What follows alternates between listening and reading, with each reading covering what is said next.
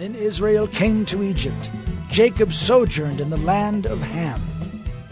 And the Lord made his people very fruitful, and made them stronger than their foes. He turned their hearts to hate his people, to deal craftily with his servants.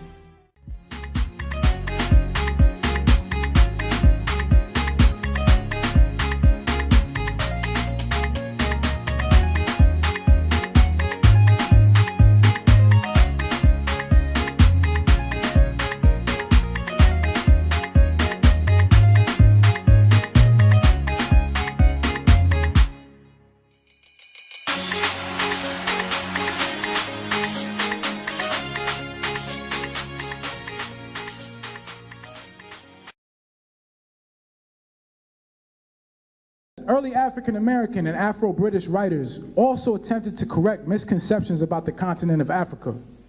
What most white Europeans and Americans knew about Africa, they derived either from the Old Testament, because they don't know how to understand it, European folk legend, and sensationalistic accounts by colonial explorers. Aluda Equiano contested the racist interpretations of biblical genealogy by suggesting that West African peoples were descended from ancient Israel, and that they shared as members of the diaspora and Jewish destiny as chosen people. Verify that. As the uncleanness of her separation. Verse 27, and whosoever toucheth those things shall be unclean, and shall wash his clothes, and bathe himself in water, and be unclean until evening. I'm saying, Aluda is saying he's reflecting on his childhood in his tribe, in his land, before he was kidnapped and sold into slavery. Okay? Let me get real quick, let me get page 49.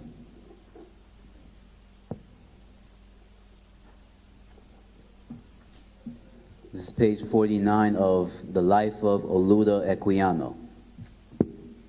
All the nations and people I had hitherto passed through. So we know that in the Great Captivity, right? The Ma'afa, right? They say that, well, not they say, what happened was the African people, the so-called African people that dwelled inland, a lot of the tribes that existed on the coast was hired by Europeans to go in, kidnap them, bring them to the coast. Am I right?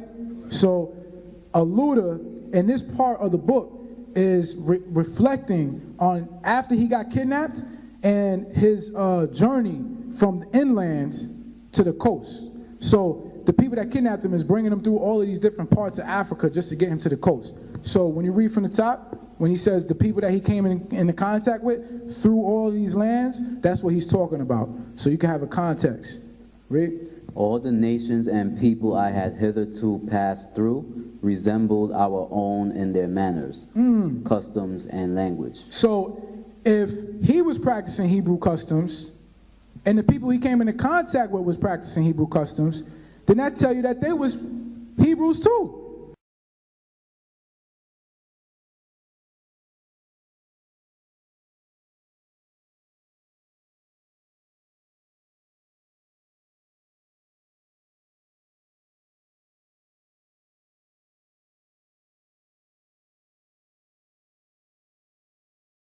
Which is what we say, right? The Ashanti, right? The Ewe, right? The entire Akan family, the Igbos, all of these people were Hebrews, okay? And they knew it. Aluda gonna touch on it. Read. But I came at length to a country, the inhabitants of which differed from us in all those particulars. So now he's talking about coming to a place, right, where, you know, just before he set sail, you know, on the coast, he's dwelling with another African people, different people. He says that they're different from them.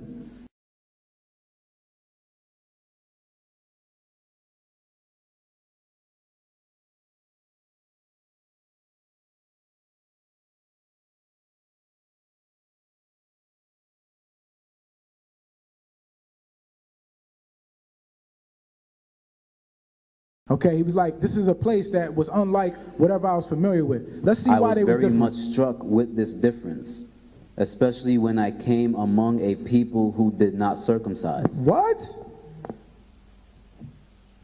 That's Hebraic culture. Okay? We identify strangers as the uncircumcised when you read in the Bible. It was unclean for us. So he coming across people that don't practice these things. He's like, yo, these people are unclean. Right? He almost sounds like an elitist. He's like, these people are uncircumcised. You know, he sounds like a Pharisee almost, right? Read. And ate without washing their hands. Whose custom was that? Hebraic custom. You can find all of these things in the scrolls. Circumcision, washing of hands, right? Read. They cooked also in iron pots. Okay. And they cooked also in iron pots. Right, read. And had European cutlasses and crossbows. Okay, this is profound, right? They had European weapons. Now, who knows anything about how, you know, the Europeans took over the West Africans, right? What did they do? They traded weapons, right? Did the Europeans not give rivaling African tribes outdated weapons, right? For sources such as slaves, you know, the African tribes would be like, all right, you give us some weapons, we'll give you some manpower, right? We'll give you, you know, different goods. So Aluda is explaining all of this. He's saying this people had European weapons, and it was weird because they didn't circumcise, and they did other stuff too, which were unknown to us, and fought with their fists amongst themselves. Right? They was in much strife, okay? They sound like very primitive people, okay? Read. Their women were not so modest as ours, but they ate and drank and slept with their men.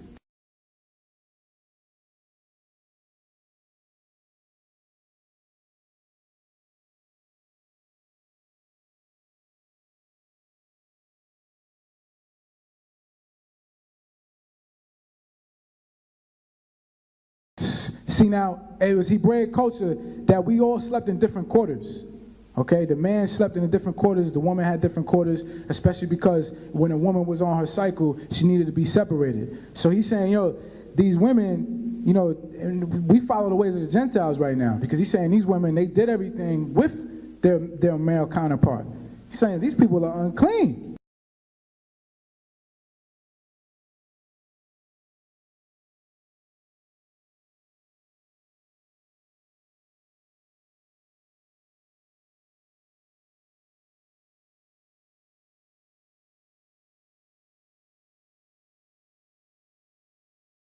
Read. But above all, I was amazed to see no sacrifices or offerings among them. They had no sacrifices or offerings. Where else was this custom besides the Bible? I mean, brothers and sisters, at some point, you have to take fact for fact. I mean, you just got to look at the truth. This is an actual Igbo. This is no commentary. This is his personal narrative. He's telling you what's up. And mind you, he's saying that the African peoples that he was amongst was completely different than his people, right? Now, when you look at that history, it's profound because it's showing you that Israel did not put in captivity Israel. It was part of Psalms 83, the tumult, right? And the people that have taken crafty counsel, one of them is the sons of Ham.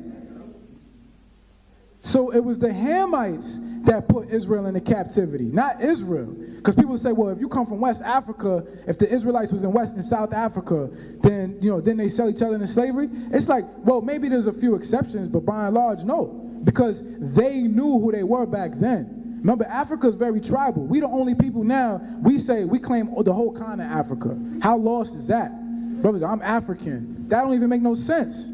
Okay? These brothers, historically, they was like, I'm Igbo, I'm Ewe, okay? I'm Ashanti, right? So the Hamites knew who the Hebrews were, and they sold them into slavery. Aluda Equiano was accounting this fact. Read. We almost done.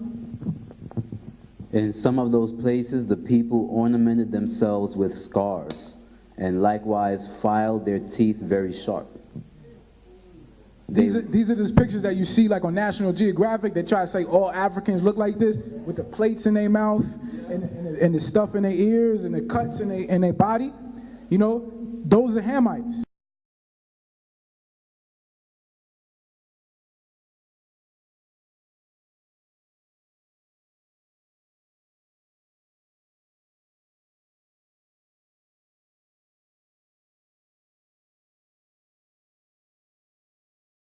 Our ways are separate from others when we know who we are. Okay, read.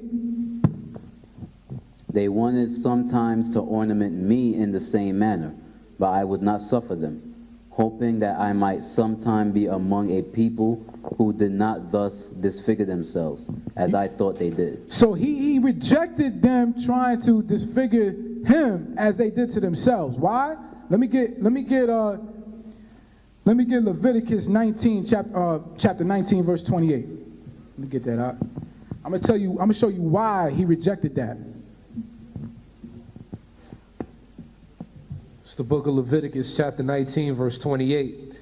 You shall not make any cuttings in your flesh for the dead, nor print any markings upon you. I am the Most High. The Most High has spoken. It's an abomination for us to do that. Okay? So he kept the law. Aluda Equiano.